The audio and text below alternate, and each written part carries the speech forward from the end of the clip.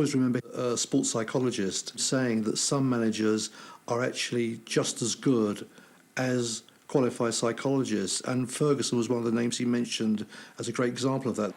He knew how to turn keys in players, he knew how to motivate players, he knew what to say at the right times to players. There may be players who he couldn't actually say to, like, you are the best midfield in the world, because they knew they weren't. But he was capable of saying to them, you know, if you do this and you do that and you work at this, you can be. And that gave people incentive, and it gave them targets, and they worked to them. You can report the boys are ecstatic. Tears of joy in there. You were tested constantly, whether you were good enough. Could you come through it? Were you mentally strong enough to go on and be a player at that club? There was certainly a fear factor there, no doubt about it. That's probably the way he wanted it. Every single time the team was read out, I breathed a sigh of relief that my name was there. Well, wait a minute, you've played the last 100 games, you know, why wouldn't you be playing? But it's because, you know, he kept you believing that you were under pressure and that your place was under threat and that you had to play well to keep it. You have to have ability to start with, but that's only a very, very small part of it. You've got to have the right temperament for it. You've got to have the desire to do it more than anything else. You had to have that winning mentality. If you didn't have that winning mentality, then you weren't going to play in his team for very long. Ferguson's tactics worked. Aberdeen have definitely won the championship. Can you blame the man for going out of his mind temporarily? Chance for McGhee. In the 100 years before Ferguson, Aberdeen had won just 3 cups. In his 8 years as manager, they won 10. But he wanted more. Domestic success took Aberdeen into Europe, and in 1983 to the Cup Winners' Cup.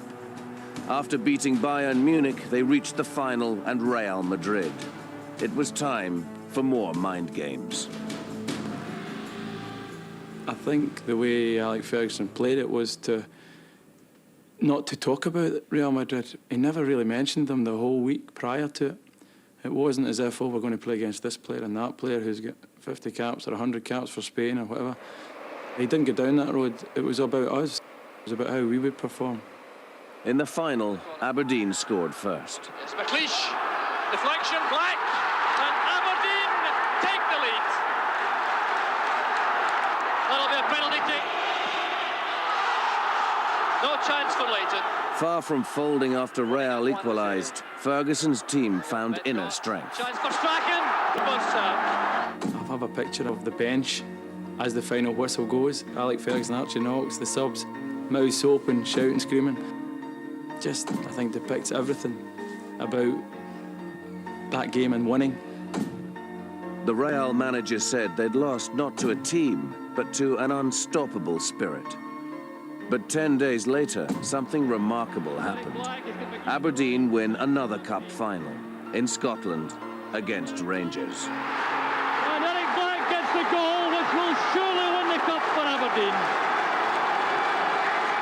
Far from being delighted, Ferguson turned on his team. A disgraceful performance. I'm okay in winning cups, doesn't matter. Their standards have been set long ago, and we're not going to accept that from any Aberdeen team. There's no way can we take any glory from that. They just won the cup double, and I think it was just everybody was amazed at his reaction. I certainly was. Kind of took the edge off it, to be perfectly honest. Can you give a reason for the disappointing performance then? Couldn't he?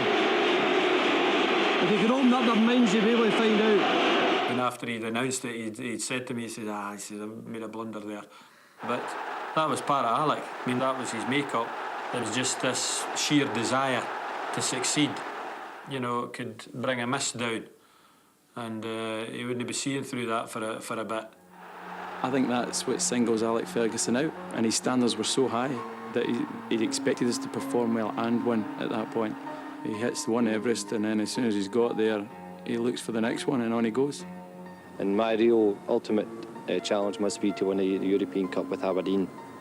And obviously the future, no matter where I go, would be to win the European Cup. Alex Ferguson didn't win the European Cup with Aberdeen, but his desire for it took him to a much bigger club and one of the worst crises of his career.